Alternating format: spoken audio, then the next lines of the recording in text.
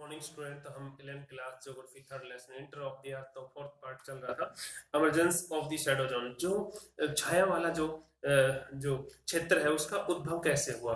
तो जैसे हमने इस पिक्चर में देखेंगे तो अर्थक्वेक वेव्स गेट जो भूकंपी जो तरंगे आवाज recorded in the seismography located at the far of location. जो दूर वाला जो स्थिति होती है वहां पे इसकी दूर स्थानों से आने वाली जो भूतरंगी है उनको अभिलेखित होती है। ये सिस्मोग्राफी पे मेजरमेंट होती है कितनी स्पीड कितनी है अर्थक्वेक की। तो however there exist some specific area where the views are not reported. Such a zone is called the shadow zone. Yes, इस एरिया को हम छाया वाला क्षेत्र कहेंगे। And the study of different events reveals that the each earthquake जो प्रत्येक जो earthquake होते हैं there exist alongside at together different shadow zone. Yes, विभिन्न जो छाया वाले क्षेत्र में होते हैं तो A and B show the shadow zone of the and P primary wave S जो सेकेंडरी वेव्स है। तो हम नेक्स्ट पेज पे इनका दोनों जो पिक्चर है वो शो कर रखी है तो वो देखेंगे वो।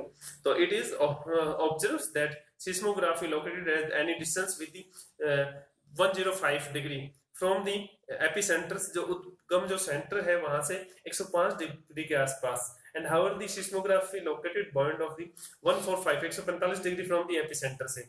तो recorded the arrival of P zone है। तो इसमें जो 105 से और 145 बीच में जो शैडो जोन है छाया वाला जो क्षेत्र है वहां पे मतलब इफेक्ट नहीं किया। तो देखते हैं हम recorded arrival of the P waves and note the S waves. Yes, S waves में नहीं है, पी वेव्स में तो काफी डैमेज किया है। तो दी जोन बिटवीन 105 डिग्री से 145 degree epicentre was the identified as the shadow zone. Yes, हम इसको देख सकते हैं छाया वाले क्षेत्र से पहचान सकते हैं। And both type of the waves. तो देखते हैं किस टाइप की इसमें तरंगे हैं। Inter zone bond of the 105 degree does not receive S waves या सेकेंडरी वेव्स यहाँ पे रिसीव नहीं हुई 105 डिग्री के आसपास। तो shadow zone of S waves much जो large than that of the P waves. Yes, जो प्राइमरी वेव्स है उससे ज्यादा बड़ी है। The shadow zone of the P waves जो प्राइमरी जो तरंगे हैं appears as the band around the earth between 105 degree से 145 degree away from the epicentre. Yes, दूर गई है 105 और 145 डिग्री के बीच में। शैडो जोन ऑफ द जो सेकेंडरी वेव्स है is not only the large in the extent but also little over 40% earth surface. Yes, तो 40% मतलब बहुत ही कम है। Little over no only larger मतलब ज्यादा दूरी नहीं है जो मेन जो भूकंप वाला एरिया है। तो इससे क्लियर होता है पिक्चर से। नेक्स्ट पेज पे जो है you can draw the shadow zone for any earthquake provided you now the location of the epicentre. Yes, जो स्थिति है जो उद्गम केंद्र की अर्थक्वेक। तो जो next topic type of earthquake तो हम देखते हैं कितने टाइप का होते हैं अर्थक्वेक। तो मेन जो है 5 टाइप का बता रखा है इसमें। तो अर्थ भूकंप के प्रकार फर्स्ट जो है most common ones of the tectonics earthquake जो विविध जो भूकंप है। These are general due to the sliding of the rocks along the fluid plains। जो बृहद स्थल है उसको मतलब किनारे को काफी नुकसान पहुंचाता है। जो सेकंड है special class of the tectonic earthquake is the some time recognised as volcano earthquake ज्वालामुखी जो भूकंप है। हाउएवर दिस जो confined area of the active volcanoes. Yes, संक्रिय ज्वालामुखी आपने देखा होगा। एंड थर्ड जो है in the area of the intensive mining activity जो खनन अत्यधिक जो खनन एरिया है। Some time of the roof of underground जो छत सी बन जाती है अंडरग्राउंड माइंस। क्लैप्स कैजिंग जो माइनर ट्रैम्स है जो हल्के झटके महसूस होते हैं मींस गिर जाती है। These are called collapse earthquake. तो इसको हम जो इसको जो गिरने वाले जो ढहने वाली माइनर ट्रैम्स कहेंगे हम, नियात अर्थक्वेक कहेंगे। एंड जो नेक्स्ट है फोर्थ ग्राउंड सेकिंग में also occur due to the expansion of the chemical and nuclear। जिस परमाणु और जो न्यूक्लियर है रासायनिक डिवाइस जो झटके लगते हैं कंपन होता है। तो सच स्टॉर्म आज ट्रॉम्स आर कॉल्ड एक्सपेंशन अर्थक्वेक। तो इसको हम विस्फोट भूकंप कहेंगे। जो लास्ट है earthquake that occur in this area of the large reserves are referred to as the drizzle including earthquake। Yes, बांध जनित जो अर्थक्वेक जैसे काफी बड़े बड़े जो डैम है मल्टीपर्पज प्रोजेक्ट, तो उनसे भी काफी इफेक्ट करता है, अर्थक्वेक आते हैं, तो उसको हम कहेंगे रिजर्व